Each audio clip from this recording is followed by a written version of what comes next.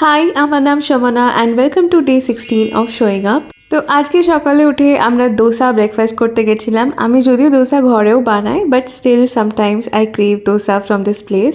এই দোসার দোকানের পাশেই একটা কিউট স্টেশনারি শপ আছে। আজকে গিয়ে আমি এখানে অনেক টাইম স্পেন্ড করেছি, সেরকম কিছু নিয়ে নিই, but the things was so cute. আমার তো নেক্সট টাইম ডায়েরি লাগলে আমি ডেফিনেটলি এখান থেকেই নিচ্ছি। আমি এখান থেকে ছোটো মোটো কিছু জিনিস নিয়েছি, একটা পেন অ্যান্ড দেন এই বলসগুলো নাকি ওয়াশিং মেশিনে দিলেই জামা কাপড় ট্যাঙ্গেল হয় না। দুটো হুক নিয়েছি রান্নাঘরের জন্য, আর এই ক্লিপগুলো আমার গ্রিটে কিছু জিনিস ঝোলানোর জন্য।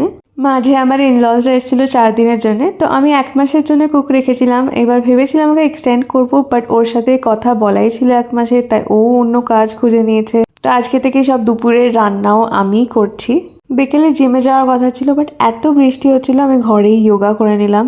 আজকে ডিনারে হবে বার্গার, যার জন্য আমি 0 ময়দা সাওয়ারডো ব্রেড নিয়েছিলাম, আর এটা আমি বাটার ছাড়াই সেঁকে নিই। জানি শসা যায় না, বাট আমি লেটেসে পেস্টিসাইড আর পোকানি খুব বাজে ভিডিও দেখেছি, তাই শসা আর টমেটোই দিলাম।